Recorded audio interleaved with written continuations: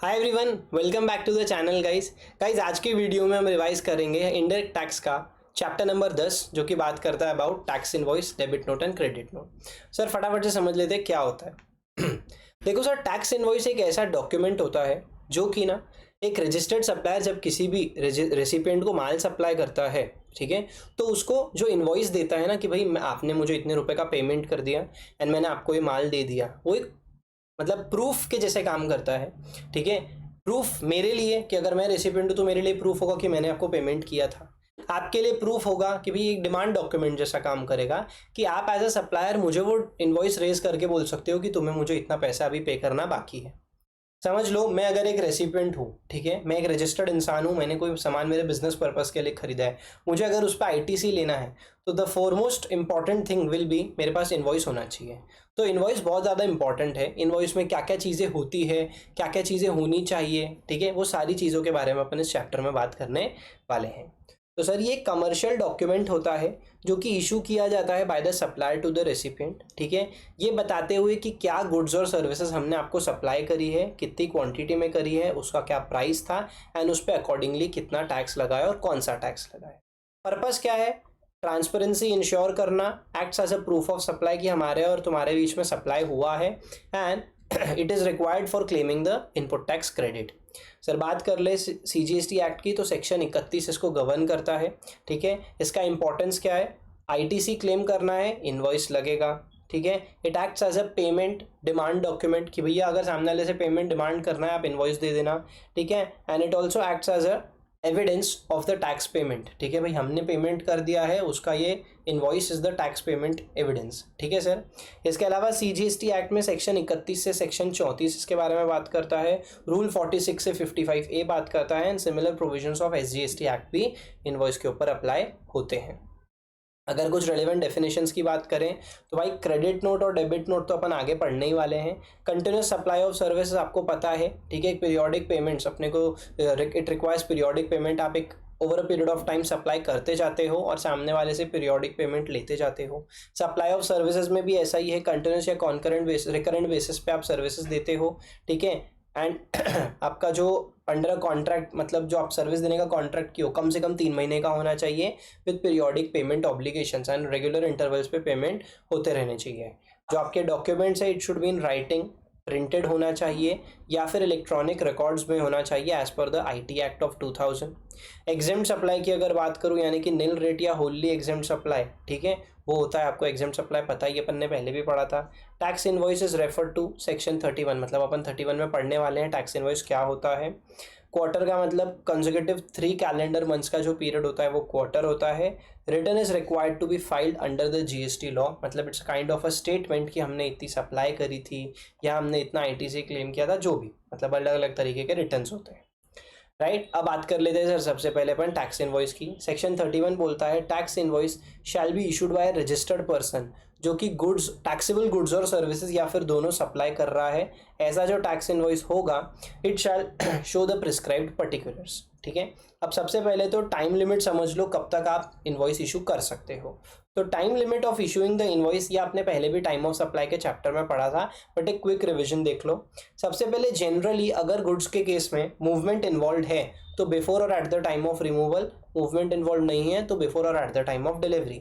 अगर continuous supply है तो भाई साहब बिफोर और at the time of issuing the periodical statement or receipt of the periodical payment, ठीक है। और अगर सेंट ऑन अप्रूवल बेसिस है तो 6 months from the date of removal और बिफोर और at the time of supply whichever is earlier. मतलब मैंने आपको जब अप्रूवल बेसिस पे देने के लिए गुड्स मेरे पास से रिमूव करे उस दिन या उसके पहले, या फिर सर आपने जब अप्रूवल दे दिया, ठीक है, सॉरी उस दिन नहीं, उस दिन तो उस दिन से 6 महीना, जिस दिन मैंने आपको अप्रूवल पे गुड्स देने के लिए गुड्स मेरे पास से निकाले उस दिन से 6 महीना, या फिर the time of supply before और at the time of supply whichever is earlier. 6 महीने के दौरान आपने बीच में अगर कभी अप्रूव कर दिया तो वो उस दिन सप्लाई माना जाएगा। तो उस दिन या उसके पहले विच एवर इज अर्लियर कभी भी आप जो है जो भी अर्लियर होएगा उस के पहले पहले कभी भी आप इनवॉइस इशू कर सकते हो। लास्ट डेट वही रहेगी इनवॉइस इशू करने की। सर्विसेज के केस में जनरली तो 30 दिन के अंदर होता है एंड अगर आप फाइनेंशियल सेक्टर में हो तो 45 डेज के अंदर होता है। अगर आप कोई insurer bank NBFC, financial institution, telecom operator या अदर नोटिफाइड पर्सन अगर अपने ही डीम्ड डिस्टिंक्ट पर्सन को ये चीज़ सप्लाई करते हैं कोई भी सर्विसेज, तो जिस दिन बुक्स ऑफ अकाउंट्स में रिकॉर्ड हुआ एंट्री उस दिन सप्लायर के या last date of the quarter whichever is earlier. समझ में आया क्या सर? परफेक्ट। अगर कंटिन्यूस सप्लाई ऑफ सर्विसेज की बात करें तो भाई साहब सबसे पहले तो अगर आपके कॉन्ट्रैक्ट में due date of the payment ascertainable है तो ऑन सच डेट, अगर ड्यू डेट असर्टेनेबल नहीं है तो डेट ऑफ पेमेंट जिस दिन रिसीव हो रहा है उस दिन पे, और अगर इवेंट फिक्स्ड है कि इस इवेंट पे फिक्स होने पे आप इनवॉइस इशू करोगे तो फिर उस दिन पे, मतलब date of completion of such event आपको इनवॉइस इशू करने की लास्ट डेट हो जाएगी। रजिस्टर्ड पर्सन रिसीविंग गुड्स और services from an unregistered person under RCM, ठीक है, shall issue the invoice within 30 days from the date of receipt of the goods और services. मतलब मैं अगर एक रेसिपिएंट हूँ किसी अनरजिस्टर्ड सप्लायर से मैंने गुड्स और सर्विसेज रिसीव करी है, रिवर्स चार्ज मैकेनिज्म में टैक्स मुझे देना है, बिल्कुल देना है। अब यहाँ पे मेरे को इनवॉइस अगर इशू करना है ना, तो जिस दिन मुझे सप्लायर से वो गुड्स और services under reverse charge mechanism issue हुए हैं उसके 30 दिन के अंदर अंदर मुझे इनवॉइस इशू करके देना पड़ेगा, मतलब that will be the last date. समझ में आ गया? चलो, कभी कभी क्या होता है आपने किसी को सर्विसेज दी, अब आप जब सर्विस सप्लाई कर रहे थे तो over a period of time करने वाले थे, बट आपके गलत काम से या आपके नॉट दैट गुड वर्क से डिसअपॉइंट होके सामने वाले ने आपके साथ कॉन्ट्रैक्ट तभी कैंसिल कर दिया। तो भाई साहब अगर यहाँ पे ऐसा हो रहा है कि बिफोर द कंप्लीशन अगर अपना कॉन्ट्रैक्ट खत्म हो जाता है, if the service contract ends before the completion, ठीक है, if the service contract and before the completion, तो जिस दिन पे वो एंड हो रहा है उस दिन तक के जितनी भी आपकी सर्विसेज हुई है उसके अकॉर्डिंग उतने सर्विसेज के लिए इनवॉइस इशू करना पड़ेगा इमीडिएट बेसिस पे। आपने पढ़ा होगा सीए फाउंडेशन में लॉ चैप्टर में, मतलब लॉ सब्जेक्ट में, सोगा में एक पढ़ा था, सोगा में ही था नहीं, कॉन्ट्रैक्ट एक्ट में क्वांटम मेरिट का टॉपिक था। वो क्वांटम मेरिट में क्या बोलता है कि आज तक मैंने जितना काम किया उतना तो मेरा हक बनता है ना पैसा लेने का, बस उसी के अकॉर्डिंग कंप्लीशन ऑफ सर्विस अगर बिफोर द मतलब आपका पूरा कॉन्ट्रैक्ट कंप्लीट होने के पहले ही अगर आप सर्विस कॉन्ट्रैक्ट को ख़त्म कर देते हो, एंड कर देते हो, तो जिस दिन एंड किया है उस दिन जितनी भी सर्विस हुई है उसके लिए आपको इमीडिएट बेसिस पे इनवॉइस इशू करना पड़ेगा। अब समझ लो कि आप जो इनवॉइस इशू करोगे उसमें क्या क्या चीज़ें होनी चाहिए। कुछ कुछ चीज़ें तो बहुत ही ऑब्वियस है, आपने भी बिल्स में देखा होगा। सर सबसे पहले सप्लायर का नाम, नंबर, जीएसटी नंबर और उसका एड्रेस होना चाहिए कि सप्लायर कौन है, उसका जीएसटी नंबर क्या है और उसका एड्रेस क्या है। उसके बाद इनवॉइस नंबर होना चाहिए जो कि मैक्सिमम 16 कैरेक्टर्स का होगा, और ये अल्फ़ाबेट, न्यूमेरिकल, स्पेशल कैरेक्टर सब मिक्स करके बना सकते हो।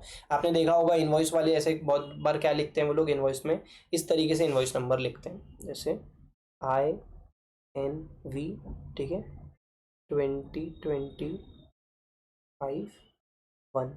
या अगर मैं थोड़ा और स्पेसिफिक लिखूं तो वो क्या करेंगे, मैं आपको बताता हूँ इसका मतलब क्या होता है। जैसे ये क्या लिखा है इन्होंने, INV slash is a special character 2024-25, ये आगे नंबर्स। अब ये 24-25 क्या डिनोट कर रहा है कि फाइनेंशियल ईयर 24-25 का हमारा ए प्रोडक्ट है, ठीक है, प्रोडक्ट ए है, उसका इनवॉइस नंबर 1 है। हमारे 2-3 प्रोडक्ट है ABC, हमने कैटेगरी बांट के रखी है, तो ए वाली कैटेगरी का invoice number 1 for the financial year 24-25। इस तरीके से ये लोग इनवॉइस बनाते हैं, ठीक है। तो ये होता है अल्फा न्यूमेरिक स्पेशल कैरेक्टर, सब कुछ मिला के 16 कैरेक्टर से ज़्यादा का नहीं होना चाहिए। समझ में आया क्या? Perfect sir. इसके बाद में डेट ऑफ इशू, किस दिन इनवॉइस इशू किया, किस दिन इशू जनरेट इनवॉइस जनरेट हुआ वो होना चाहिए। रेसिपिएंट की डिटेल होनी चाहिए, अगर तो वो रजिस्टर्ड है तो उसका नाम, address, GSTIN of the recipient, ये सारी चीज़ें होगी। और अगर रेसिपिएंट अनरजिस्टर्ड है तो आप ये चेक कर लेना वैल्यू ऑफ सप्लाई क्या वो ग्रेटर देन 50,000 है या अप टू 50,000 है। अगर वो ग्रेटर देन 50,000 है तो नाम and address of the recipient, address of the delivery, state and the state code होना चाहिए। स्टेट कोड से पता चल जाएगा कि भाई साहब हमको IG लगाना है कि CGSG लगाना है। अनरजिस्टर्ड अगर रेसिपिएंट है तो अच्छा सर स्टेट कोड फिर रजिस्टर्ड के केस में नहीं लिखोगे, अरे रजिस्टर्ड के केस में आप ऑलरेडी GSTIN मेंशन कर रहे हो, वहाँ पे स्टेट कोड पता चल ही जाएगा। If the state code of the supplier and the recipient are different तो बाय डिफॉल्ट वो क्या होगा, इंटरस्टेट सप्लाई होगा और IGST लगेगा। बट अलग से स्टेट कोड कब मेंशन करोगे, वो तब करोगे जब आपका रेसिपिएंट अनरजिस्टर्ड है। रेसिपिएंट अनरजिस्टर्ड होने की वजह से उसका GSTIN तो लिख नहीं पाओगे, तो स्टेट कोड मेंशन करके पता चल जाएगा इंटर है कि फिर इंट्रा है। और अगर आपका value of supply up to 50,000 है तो unregistered recipient may still request the aforesaid details of the to be recorded in the tax invoice. वो फिर भी बोल सकता है कि ये बाकी की ऊपर की जो डिटेल है वो आप इनवॉइस में रिकॉर्ड करो। एक होता है हार्मोनाइज सिस्टम ऑफ नॉमेनक्लेचर का कोड। इसमें क्या होता है, पता चलता है कि आपके प्रोडक्ट कौन से कोड, मतलब प्रोडक्ट के ऊपर कौन सा कोड लगता है, उस कोड से पता चलता है कि आपके प्रोडक्ट पे जीएसटी की कौन सी रेट लगती है। ठीक है, तो एचएसएन कोड अपने टर्नओवर के क्राइटेरिया पे बेस्ड होता है कि अपने को 6 डिजिट बताने हैं, 4 बताने हैं, 8 बताने, उसके अकॉर्डिंग अपने को इनवॉइस में एचएसएन कोड बताना पड़ता है। देन डिस्क्रिप्शन में अपने को clear description of the goods and services required होता है कि अपन क्या बेच रहे हैं। क्वांटिटी और यूनिट्स, ठीक है, goods mention quantity and unit code, सब चीज़ें जो भी आपकी कितने क्वांटिटी में जा रहा है, उसका क्या यूनिट है, वो सब बताना पड़ेगा। Total value of supply before the taxes and discount बताना पड़ेगा। फिर उसके बाद आपको आफ्टर डिस्काउंट अबेटमेंट जो भी है आपका टैक्सेबल वैल्यू बताना पड़ेगा। जैसे चैप्टर नंबर 3 में अपन ने पढ़ा था, 3 नहीं, चैप्टर नंबर 5 में अपन ने पढ़ा था 6 में वैल्यू ऑफ सप्लाई में, ठीक है, सेक्शन 15, 15(1), 15(2 की कैसे अपन वैल्यू ऑफ सप्लाई पे पहुंचते हैं वो करना है यहाँ पे। देन उस पर अपने को जीएसटी की डिटेल्स देनी है कि क्या रेट से जीएसटी लगेगा एंड अकॉर्डिंगली अपने को उसका अमाउंट भी बता देना है। उसके बाद में प्लेस ऑफ सप्लाई अपने को मैंडेटरली मेंशन करना है इन केस ऑफ इंटरस्टेट सप्लाई की किधर अपन सप्लाई कर रहे हैं। अगर डिलीवरी ऑफ एड्रेस दिया हुआ है तो वो लिख देंगे। रिवर्स चार्ज में अगर एप्लीकेबल है तो इनवॉइस पे अलग से बता देना कि ये रिवर्स चार्ज मैकेनिज्म वाला इनवॉइस है। सिग्नेचर सब मतलब सप्लायर या फिर ऑथराइज्ड रिप्रेजेंटेटिव का अपने को सिग्नेचर लगेगा, ठीक है। एंड लास्टली अगर ई इनवॉइसिंग है तो उस केस में आपको क्यूआर कोड भी लगेगा विद इनवॉइस रेफरेंस नंबर। समझ में आया क्या? अब एचएसएन कोड की मैं आपसे बात कर रहा था, तो यहाँ पे क्या देखना पड़ेगा आपको कि आपका टर्नओवर जो है वो अप टू 5 करोड़ है तो अप टू 5 करोड़ में B2B सप्लाई है या फिर B2C सप्लाई। अगर तो B2C सप्लाई है तो फिर एचएसएन कोड मैंडेटरी नहीं है, बट अगर B2B सप्लाई है और टर्नओवर अप टू 5 करोड़ है तो फिर 4 डिजिट मैंडेटरी है। बट अगर आपका टर्नओवर अबव 5 करोड़ जाता है तो भाई साहब चाहे B2B हो चाहे B2C हो, आपको 6 डिजिट का एचएसएन कोड लिखना ही पड़ेगा। अब इनवॉइस इशू कैसे करोगे, तो ये देख लो भाई साहब, अगर आप गुड्स की बात कर रहे हो सर्विसेज की बात कर रहे हो, दोनों के लिए अलग अलग है। गुड्स के केस में आपको क्या करना पड़ेगा, ट्रिप्लिकेट कॉपी इशू करनी पड़ेगी जहाँ पे original will be with the recipient, duplicate will be the transporter, क्योंकि अपन क्या गुड्स को ट्रांसपोर्ट कर रहे हैं, मैं सप्लायर हूँ आप रेसिपिएंट हो, बीच में एक ट्रांसपोर्टर आपके पास गुड्स लाएगा मुझसे कलेक्ट करके, तो मैं 3 कॉपी बनाऊंगा इनवॉइस की। ओरिजिनल वाली आपको दे दूंगा, डुप्लीकेट कॉपी ट्रांसपोर्टर को दे दूंगा, और जो ट्रिप्लीकेट कॉपी है वो मैं मेरे पास रख लूँगा, राइट। सर्विसेज के केस में आपका इनवॉइस जो है वो डुप्लीकेट फॉर्म में बनेगा, क्योंकि यहाँ आप ट्रांसपोर्टर तो रहेगा नहीं, तो ओरिजिनल वाला रिसिपिएंट के लिए, डुप्लीकेट वाला सप्लायर के लिए। समझ में आ गया सर? अब कुछ केसेस में रिलैक्सेशन दिया है कि भाई साहब you may not issue a tax invoice. अगर आपका जो वैल्यू ऑफ सप्लाई है ना, मतलब आपका value of goods and services both supplied less than 200 का है, साथ ही साथ आपका रेसिपिएंट अनरजिस्टर्ड है एंड उसको इनवॉइस की रिक्वायरमेंट भी नहीं है, तीनों चीज जब फुलफिल होगी तब you are not suppose to or you are not required to issue the invoice. कब सर?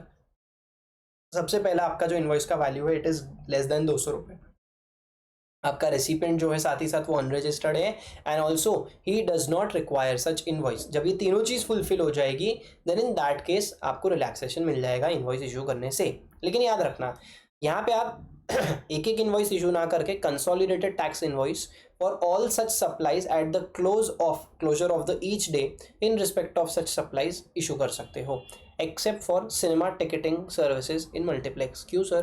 क्योंकि जब अपन मूवी देखने जाते हैं थिएटर्स में तो वो जो अपने को टिकट देता है ना, वो अपने आप में एक क्या होता है, इनवॉइस होता है, तो वहाँ अलग से उनको इनवॉइस इशू करने की ज़रूरत नहीं है। बाकी कोई भी जगह पे अगर आप देखो 200 रुपये से कम का है और सारी कंडीशन फुलफिल होती है देन इन दैट केस वो लोग क्या कर सकते हैं, at the closure of the day इकट्ठा एक कंसोलिडेटेड टैक्स इनवॉइस बना सकते हैं। समझ में आ गया क्या सर? तो ये हो गई अपनी टैक्स इनवॉइस की बात। अब आ जाओ आप लोग फटाफट से सुंदर से टॉपिक पे जो कि बात करता है अपने say about E invoicing. E invoicing क्या बोलता है? यहाँ पे आपको essentially involves reporting the details of the specified GST document to a government notified portal and obtaining a reference number जो कि होता है 64 कैरेक्टर्स का। कब करना पड़ता है ई इनवॉइसिंग? अगर 2017-18 के साल के बाद किसी भी साल में आपका एग्रीगेट टर्नओवर 5 करोड़ क्रॉस किया था तो आपके ऊपर ई इनवॉइसिंग मैंडेटरी हो जाएगा and only notified persons are required to do the same. आपके लिए ये वॉलेंटरी नहीं, मतलब ये कोई अपन खुद से ऑप्शनली कर ले, वॉलेंटरीली कर ले, ऐसा नहीं है। यहाँ पे जो नोटिफाइड लोग हैं उन्हीं को ई इनवॉइसिंग लागू होगा, ठीक है। सबके लिए ये कोई खुला ऑप्शन नहीं है कि हम भी कर लेते हैं तुम भी कर लो, ऐसा नहीं है। ठीक है, जिनके ऊपर एप्लीकेबल होता है उन्हीं को करना है। करना क्या है सर, सबसे पहले आपको पहले अपने अकाउंटिंग सॉफ्टवेयर में according to the e invoice schema हिसाब से अकाउंटिंग करना है, इनवॉइस जनरेट करना है। उस इनवॉइस की डिटेल आपको IRP यानी कि इनवॉइस रजिस्ट्रेशन पोर्टल पे अपलोड करनी है। वहाँ से वो लोग आपको एक इनवॉइस रेफरेंस नंबर जनरेट करके देंगे। ठीक है, समझ में आया क्या? देखो मैंने क्या बोला, इनवॉइस आपको पहले खुद अपने अकाउंटिंग सॉफ्टवेयर में बनाना है एज पर ERP, ठीक है, जो टैली होता है या billing system, as per the e invoice schema. It will be reported to the invoice registration portal, which will generate invoice reference number, digitally sign it and return the e invoice. और वहीं से आपको वो number के through ही क्या मिल जाता है, ई invoice मिल जाता है। इस ई इनवॉइस से क्या हेल्प होती है, सबसे पहले GST सिस्टम में क्या होता है, जो भी आपकी डिटेल्स है जो आपने रजिस्ट्रेशन पोर्टल पे डाली थी वो क्या होगी, अब GSTR 1 में अपलोड हो जाएगी एंड अकॉर्डिंगली आपने 1 में डाला तो सामने वाले बायर के 2A में भी रिफ्लेक्ट हो जाएगा। अब देखो, आप इससे ही समझ में आता है सरकार ने इनवॉइसिंग लाया क्यों। और अगर आप को नहीं पता है तो मैं आपको बता देता हूँ, ये जो टर्नओवर का लिमिट है ना, ये साल प्रति साल पिछले कुछ पीरियड से कम होते जा रहा है। रीज़न क्या है, सरकार चाहती है ज़्यादा से ज़्यादा लोग ना अपना इस पे ई इनवॉइसिंग के रडार में आ जाए। अब आपने जब कभी भी ऐसा आपके ऊपर ई इनवॉइसिंग लागू हो जाएगा, आपको ई इनवॉइस जनरेट करना पड़ेगा ना, तो बाद में the chances of you showing you hiding your supplies, मतलब R1 में चीज़ें छुपाना, R1 3B का मिसमैच होना, ये सारी चीज़ें बहुत कम हो जाएगी, क्योंकि आपने ऑलरेडी इनवॉइस अपलोड कर रखा है और वो ऑटो पॉपुलेट होकर R1 में दिख जाएगा। समझ में आया क्या? साथ ही साथ ई-वे बिल सिस्टम में it helps us create the e way bill. अब ये किन किन डॉक्यूमेंट्स को कवर करता है, सारे B2B इनवॉइसेस को, ठीक है, उसके बाद एक्सपोर्ट्स को and credit note debit note को। ठीक है, समझ में आया? कुछ चीज़ें ट्रांजैक्शंस होते हैं जो कि एग्जेम्प्ट होते हैं, जैसे कि reverse charge supplies from the unregistered persons या इंपोर्ट्स, कोई भी गुड्स और सर्विसेज का इंपोर्ट किया है उस पर ई-वे-बिल नहीं लगता। साथ ही साथ कोई एंटिटीज़ भी होती है जिनको ना ई-वे-बिल जनरेट करने की ज़रूरत नहीं है। कौन है वो लोग? SEZ units. देखो, डेवलपर नहीं बोला है, SEZ यूनिट बोला है। अब यहाँ ध्यान देना, किसी को अगर यूनिट और डेवलपर के बीच का फ़र्क नहीं पता, तो SEZ यूनिट जो होता है ना, मतलब एक particular SEZ unit is someone जो कि उस धंधे में इन्वॉल्व है, जो माल बाहर एक्सपोर्ट कर रहा है, बट जिधर उनका यूनिट है वो जो एरिया है जहाँ पे सब सारा काम होता है, सब चीज़ें कंस्ट्रक्ट करना, ठीक है, सारी चीज़ें उन लोगों को सप्लाई करना, वो डेवलपर्स होते हैं। They help in developing a special economic zone, but the ones who have their units in the SEZ, वो होता है SEZ यूनिट, और उन लोगों के लिए एग्जेम्प्ट किया है e way bill generation, not for the developers. कोई भी बैंक्स, NBFCs या फाइनेंशियल इंस्टीट्यूशंस, ठीक है, गुड्स ट्रांसपोर्ट एजेंसी वाले, पैसेंजर ट्रांसपोर्टेशन सर्विस वाले, ठीक है, cinematographic films, short exhibition in the multiplexes and government departments और लोकल अथॉरिटीज़। बाप लोग को थोड़ी ना बोलोगे ई-वे-बिल जनरेट करने के लिए, तो इन लोगों को 6 लोगों को मना किया, किनको गवर्नमेंट को, ठीक है, उसके बाद बैंक्स, NBFCs, फाइनेंशियल इंस्टीट्यूशंस को, SEZ यूनिट्स को, GTA वाले गुड्स ट्रांसपोर्ट एजेंसी, ठीक है, उसके बाद में आपके PTA यानी कि पैसेंजर ट्रांसपोर्टेशन सर्विस वाले, और cinematographic film exhibition in the multiplexes. Declaration क्या करना है भाई साहब, अगर आपका टर्नओवर 5 करोड़ के ऊपर भी है फिर भी you are exempted from the generation of e bill, तो आपको ये चीज़ डिक्लेयर करनी पड़ेगी। If the turnover exceeds 5 crore but e invoicing is not applicable, declaration must be included on the invoices. We declare that we are exempt from e invoicing, समझ में, ऐसा बताना पड़ेगा। अगर आपने ई इनवॉइस एप्लीकेबल होने के बाद भी इशू नहीं किया तो मान लिया जाएगा कि आपने इनवॉइस ही इशू नहीं किया। समझ में आया? एंड एडवांटेजेस क्या है ई इनवॉइसिंग के? सबसे पहले तो ऑटो रिपोर्टिंग हो जाती है R1 में और ई-वे-बिल सिस्टम में। टैक्स जो अपना इवेजन है वो प्रिवेंट हो जाता है, prevention of fake invoicing and ITC frauds, ठीक है, अब आप फेक इनवॉइसिंग नहीं कर सकते। Reduction in the errors and the mismatches, सब चीज़ें ऑटो पॉपुलेट होगी तो 1 3B के मिसमैच नहीं होंगे। एंड पेमेंट साइकिल में इंप्रूव हो जाता है और बिजनेस एफिशिएंसी भी बढ़ जाती है। समझ में आया क्या? ये था आपका ई-वे-बिल। I am sorry. अब आ जाओ आप लोग डायनामिक QR कोड पे। डायनामिक QR कोड क्या बोलता है कि अगर साल 2017-18 से किसी का भी टर्नओवर जो है वो 500 करोड़ के ऊपर गया है ना, तो आप लोगों को डायनामिक QR कोड करना रहेगा, which will help us encourage digital payment. अब डायनामिक QR कोड क्या होता है? देखो, सबसे पहले एक होता है स्टैटिक QR कोड। आप चाय वाले के पास चाय पीने गए, किराने की दुकान पे किराना खरीदने गए, वहाँ जो QR कोड लगा है ना, वो पर्सन बेस्ड QR कोड है, कोई भी आके उसको स्कैन करके सामने वाले के खाते में डाल सकता है। पर डायनामिक QR कोड में ऐसा नहीं होता। आप समझ के चलो, आप कभी मेड प्लस गए, ठीक है, आप कहीं शॉपिंग करने कोई बड़े मॉल में गए, वहाँ आप देखना आपका जो भी बिल बनता है, अगर आप उसको ऑनलाइन पेमेंट करते हो ना, तो उनका पास जो कार्ड मशीन जैसा होता है ना, जिसपे अधिकतर टाइम्स पाइन लैब्स लिखा हुआ दिखेगा आपको, ठीक है, तो वहाँ पे एक आपके अमाउंट, मतलब आपका जो इनवॉइस अमाउंट है ना, उसके अकॉर्डिंग एक क्यूआर जनरेट होके आता है। वो होता है transaction based QR code, and that is the dynamic QR code. समझ में आया क्या? चलो, अभी ये भी किसी किसी लोगों को एप्लीकेबल नहीं होता। किन को एप्लीकेबल नहीं होता? वही रिपीट रह गया आधे तो पॉइंट। अपने insurance, banks, financial institutions, NBFCs, GTA वाले, पीटीए वाले, ठीक है। फिर उसके बाद admission to exhibition, cinema, multiplex, supplier of online information database access retrieval services, and in case of export, यहाँ पे आपको डायनेमिक क्यूआर कोड की कोई ज़रूरत नहीं होती।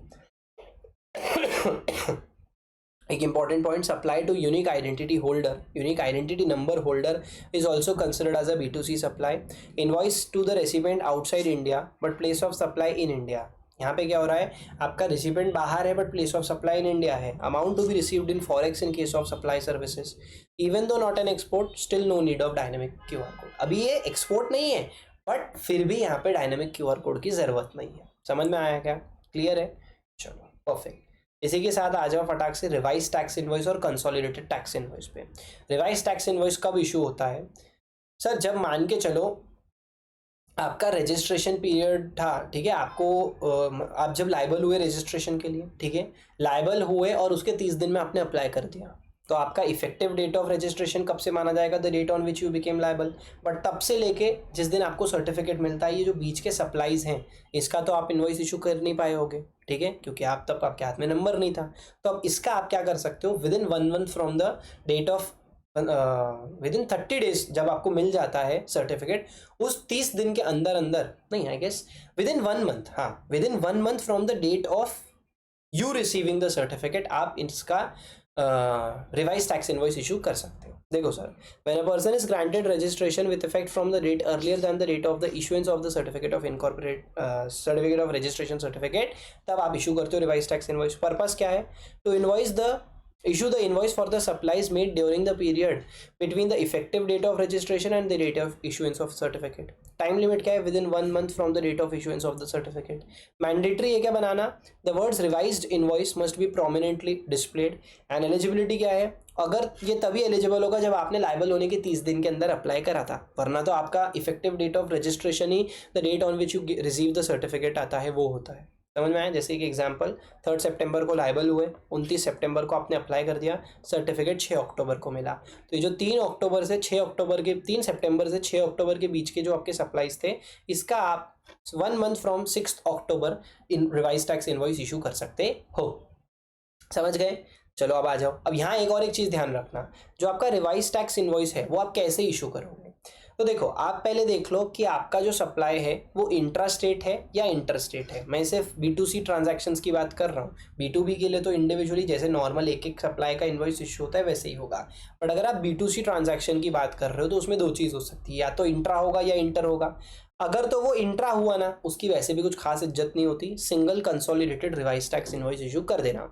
बट सर, अगर आपका इंटर स्टेट सप्लाई होता है तो आप देख लेना कि आपका जो वैल्यू ऑफ जो इनवॉइस वैल्यू था वो अप टू 2.5 लाख था या 2.5 लाख से ज़्यादा था। अगर वो अप टू 2.5 लाख होगा इंटर स्टेट के केस में, तो state wise consolidated invoice issue कर देना, और अगर मोर देन 2.5 लाख होगा तो recipient wise revise tax invoice issue कर देना, रिसिपिएंट वाइज।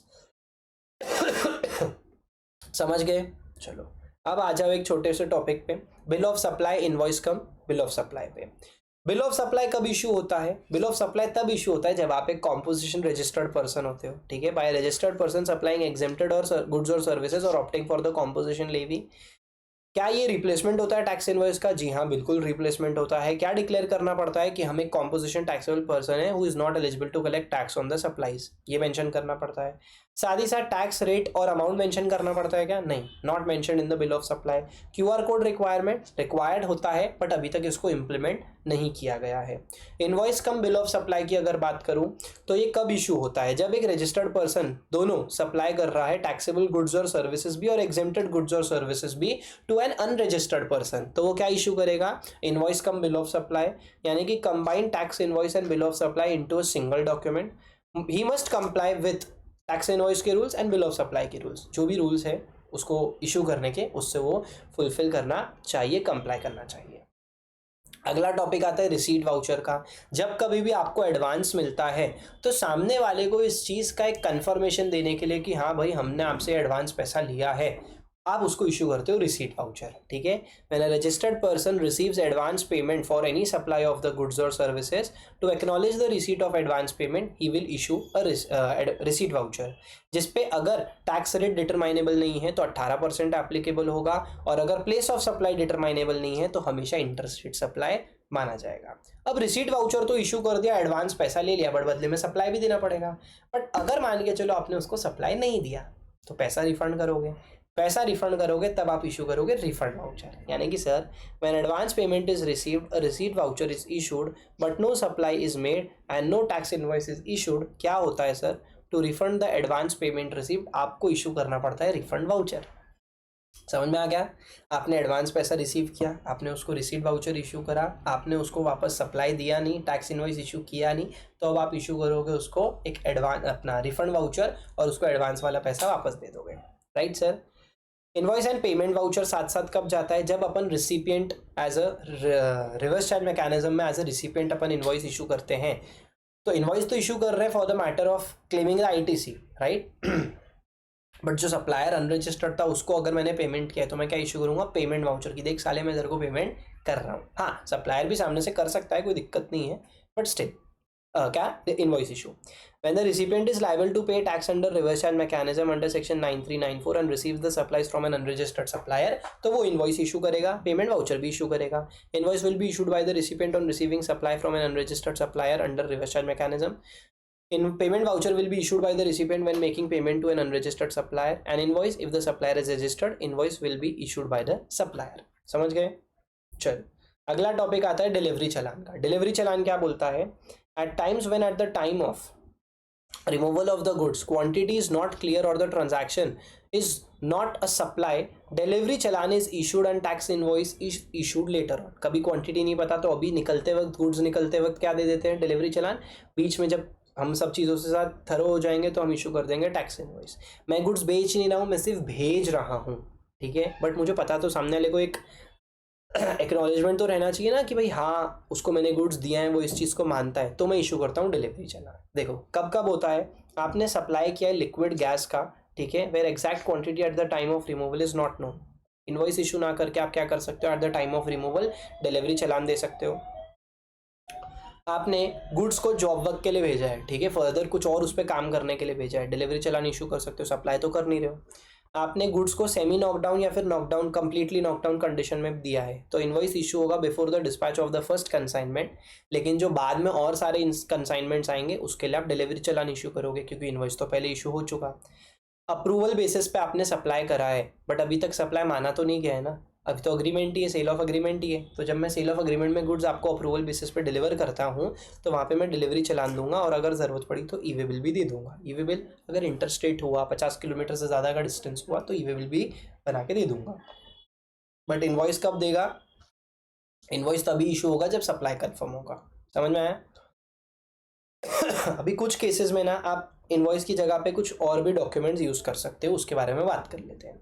सर सबसे पहले बैंक्स, इंश्योरेंस कंपनीज जो होते हैं ना, वो लोग कंसोलिडेटेड इनवॉइस स्टेटमेंट या एडवाइस दे सकते हैं जिसमें ऑप्शनल इन्फॉर्मेशन यानी कि सीरियल नंबर लिखना कुछ कंपलसरी नहीं है, साथ ही साथ रेसिपिएंट का एड्रेस लिखना भी कंपलसरी नहीं है। बाकी रूल 46 के अकॉर्डिंग जो जो चीज़ें इनवॉइस में होनी चाहिए वो चीज़ें इनके कंसोलिडेटेड इनवॉइस स्टेटमेंट या एडवाइस में भी होनी चाहिए। गुड्स ट्रांसपोर्ट एजेंसी वाले जो है ना वो सीरियल नंबर रखें या ना रखें, ठीक है, इनवॉइस की जगह एक ट्रांसपोर्ट डॉक्यूमेंट दे सकते हैं जिसमें वो सीरियल नंबर रखे या ना रखे उनकी इच्छा, बट बाकी 46 के अकॉर्डिंग जो जो चीज़ें इनवॉइस में होती है वो उनके इसमें होनी चाहिए। पैसेंजर ट्रांसपोर्टेशन सर्विसेज के केस में टिकट जो होती है ना उसमें सीरियल नंबर हो नहीं हो ऑप्शनल है, बट बाकी चीज़ें होनी चाहिए। एंड जो मल्टीप्लेक्स सिनेमाज होते हैं वो जो इलेक्ट्रॉनिक टिकट देते हैं उसमें रेसिपिएंट की डिटेल ऑप्शनल रहती है, आधी बार होती है, आधी बार क्या नहीं होती है, मोर ऑफन देन नॉट। तो यहाँ पे जो इलेक्ट्रॉनिक टिकट होती है ना that is deemed as a tax invoice, ठीक है। All other details as per rule 46। समझ में आया क्या? लास्टली छोटा सा पार्ट है, एकदम सिंपल पार्ट है, अननेसेसरी कन्फ्यूजन होती है डेबिट नोट क्रेडिट नोट में, एकदम सिंपल ट्रिक से समझा देता हूँ। आपने किसी को इनवॉइस दे दिया, उसमें इन्वॉइस की वैल्यू ज़्यादा रिकॉर्ड कर दी। अब आपको क्या करना है, इन्वॉइस की वैल्यू कम करनी है। रिवाइज्ड इन्वॉइस तो दे नहीं सकते, तो क्या देंगे, क्रेडिट नोट। वैल्यू जब कम करना है तो दे देना क्रेडिट नोट, क से कम, क से क्रेडिट। ठीक है, वैल्यू कम करना है क्रेडिट नोट देना, वैल्यू डबल करना है मतलब बढ़ाना है तो डेबिट नोट दे देना। समझ में आया? वैल्यू को कम करने के लिए आप क्या इशू करोगे, क्रेडिट नोट। बट ऐसा कब होगा, हो सकता है आपने जो टैक्सेबल वैल्यू बिल में डिक्लेयर करी है वो greater than actual value of supply है, कम करना है, चलो दे दो credit note. Tax charge in the invoice is greater than the actual tax payable, जितना एक्चुअल में टैक्स होना चाहिए था उससे ज़्यादा मैंने इनवॉइस में चार्ज कर दिया, कम करना पड़ेगा, क्रेडिट नोट दे दो। Goods supplied have been return by the recipient, recipient ने गुड्स रिटर्न कर दिए, अब क्या करेंगे, क्रेडिट नोट दे देंगे। गुड्स और सर्विसेज और both are found to be deficient, value कम करनी है, जितना अब मैं पूरे का पेमेंट नहीं दूंगा अब मैं ना जितना सही है उतने का ही पेमेंट दूंगा, रिसिपिएंट बोलेगा, तो अपन उसको क्या इशू करेंगे, क्रेडिट नोट इशू करेंगे। समझ में आया? Effect of the credit note is to reduce the tax liability. Declaration क्या जाएगा, the registered person who issues the credit note shall declare the details of such credit note in the return of the month in which the credit note is issued but not later than, मतलब किस महीने में आप issue करोगे, declare करोगे अपने returns में, जिस महीने में आप अपना रिटर्न फाइल कर रहे हो। लेकिन कब तक कर सकते हो ऐसा, 30th November of the following end of the financial year to which the supply originally relates or date of furnishing the annual return। मतलब 24-25 का बिलोंग करता हुआ कोई क्रेडिट नोट है तो ठीक है, उसको अपन कब तक डिक्लेयर कर सकते हैं, 30th November 2025 और date of filing annual return for financial year 24-25 whichever is earlier. Important क्या है, सेकेंडरी डिस्काउंट्स जो होते हैं they can not be adjusted via credit note. आपने ध्यान दिया होगा वैल्यू ऑफ सप्लाई चैप्टर में, अगर आपका कोई डिस्काउंट पोस्ट सप्लाई डिस्काउंट है जिसके बारे में eight the time of agreement बात ही नहीं हुई है, it is not link with the invoices, तो उसको अलाउ नहीं करते, वही इन्वॉइसेस के लिए आप क्रेडिट नोट भी नहीं दे सकते। ठीक है, आपके अंडरस्टैंडिंग के लिए एक एग्जांपल दिया है, आप प्लीज़ उसको एक बार पढ़ लेना। फटाफट से समझ लेते हैं अपने डेबिट नोट के बारे में भी एंड खत्म करते हैं इस चैप्टर को। डेबिट नोट क्या होता है, supplier may issue the debit note to the recipient in the following situations. कब देगा वो, सबसे पहली जो केस बनता है जब वो आपको डेबिट नोट देगा, सबसे पहला तो taxable value declared in the invoice is less than the actual value of supply, या tax charge in the invoice is less than actual tax chargeable in respect of actual supply. तो tax कम दिया, invoice value कम दी, बढ़ाना है, double करना है तो tax debit note दे देंगे, इंक्रीजेज द टैक्स लाइबिलिटी। समझ में आया? Any registered person who issues the debit note shall declare the details of such debit note in the return of the month in which the debit note is issued. इस पे कोई maximum time limit नहीं है। यहाँ पे liability बढ़ाने की बात है ना, तो सरकार ने कोई टाइम लिमिट ही नहीं डाली। ठीक है, वहाँ लाइबिलिटी कम करने की थी तो क्रेडिट नोट में टाइम लिमिट डाल दी। ठीक है, in short debit note increases the taxable value, credit note decreases the taxable value. इसी के साथ लेस देन 33 मिनट्स में अपन ने पूरा tax invoice, debit note, credit note को ख़त्म कर दिया है।